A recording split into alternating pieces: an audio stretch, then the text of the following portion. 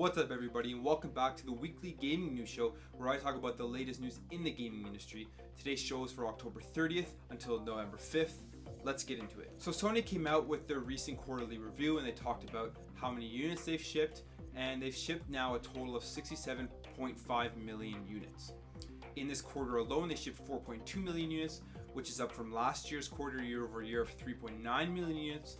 And now they are forecasting that they will sell about 19 million PS4s within their fiscal year, which ends at the end of March. Now this will be down by about 1 million units, which was last year's total of 20 million units. However, overall, the division that PlayStation is a part of, their sales are up 35.4%. So PlayStation, PS4, and Sony overall are doing really well, and I don't see this slowing down anytime soon, especially with all the amazing games coming out for the PS4 in 2018. So the Nintendo Switch will outsell the Nintendo Wii U lifetime sales in just 1 year. So Nintendo as well came out with their quarterly review, and they talked about how they have sold 7.63 million Nintendo Switch units so far, and they're forecasting that they will sell about 14 million units before the year is over, or before their fiscal year is over, which is at the end of March. This will be more than the 13.56 million lifetime units that the Nintendo Switch has sold. Now this just really shows just how much of an abysmal failure the Nintendo Wii U was, not because of how many good games were on it, because there were a lot of good first party games on the Wii U, but just as a business venture, how badly Nintendo failed. So EA came out and they have discussed how they are changing up their progression and loot crate system for Star Wars Battlefront 2. After the beta was out, many people were complaining and were kind of scared that Battlefront 2 would be a pay to win system, with lots of powerful items and gear and everything locked behind loot crates.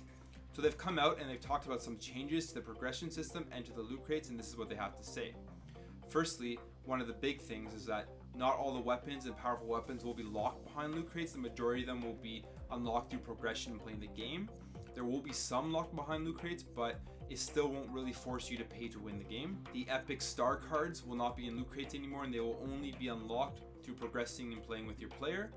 You won't be able to buy a bunch of loot crates and then turn those loot crates into things you get into materials to craft star cards now. And finally, class specific gear will only be unlocked by playing certain classes.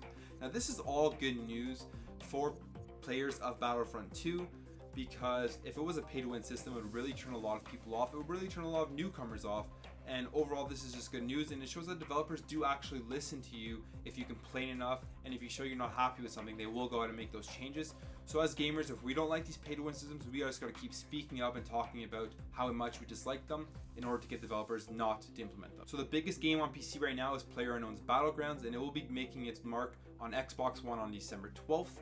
This will be the early release game, but this is a huge hit for PC gamers, and this will be a huge grab for Xbox and Microsoft, because as we know, there's not that many exclusives for the Xbox One, and PS4 has been announcing so many crazy games coming out in 2018, but this alone will give Microsoft a huge advantage because of the fact that so many people love this game. It's so popular and everybody's playing it. Now, this is not to say that it will never come onto PS4 or any other consoles. However, right now, Microsoft getting this early release and getting it first is a pretty big advantage in my opinion. So earlier this week, Sony had their conference at the Paris Games Week. They showed off a bunch of cool stuff, a bunch of new games, and a bunch of trailers for games upcoming in 2018. And they finished off the conference with The Last of Us 2 trailer. And if you have seen this trailer, it was super violent, it was super dark, and it was super gory. So many people after watching this trailer complained that it was too violent and too dark. You know how people get offended by everything these days, they complained about that as well. So now an executive at Sony has come out and defended this trailer, and this is what he had to say. I should never prejudge this, but it will probably be rated 18, I think it's fair to say. And there's that market for those people who like that sort of game.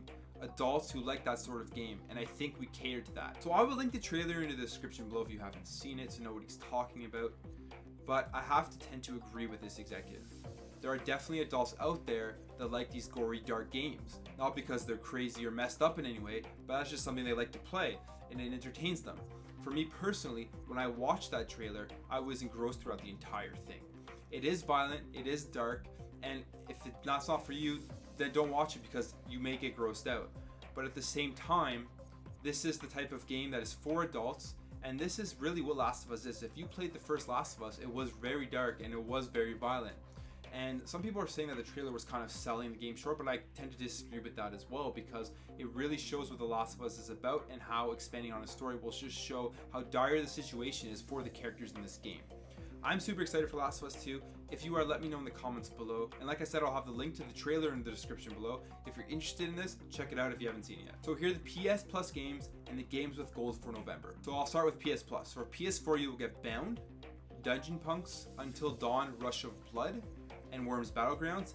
Out of those, I'm excited to play Until Dawn, Rush of Blood for VR because I haven't played it yet, and I hear that is an awesome PSVR game, but it is also really scary, so I don't know how I'll take it. For the PS3, we have R-Type Dimensions, Ragdoll Kung Fu, and Fists of Plastic. For the Vita, we have Broken Sword 5, The Serpent's Curse, Episode 1 and 2, and Dungeon Punks. Now for games with gold, on the Xbox One, we have Trackmania Turbo, Tales from the Borderlands, and The Turing Test. I'm excited for Trackmania Turbo out of those three because I like the Trackmania games. I think they're a lot of fun. And for the Xbox 360, we have Nights to Dreams and Deadfall Avengers. So that's your news for October 30th until November 5th. If you like this video, hit that thumbs up button, make sure to subscribe, and I'll see you in the next video.